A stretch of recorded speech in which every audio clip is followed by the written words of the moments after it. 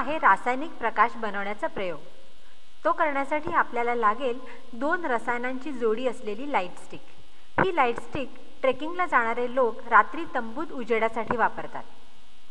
बाजारात मिळणाऱ्या लाईट स्टिकची बाहेरची प्लास्टिकची नळी व्यवस्थित आणि हलकेच वरून कापून घ्या आणि आतला द्रव एका परीक्षा नळीत काढून घ्या। हे आहे हायड्रोजन पेरॉक्साइड नावाचे रसायन। नंतर आतली काचेची नळी काढून घ्या। ह्यात असते एक रंगीत लुमिनॉल नावाचे रसायन।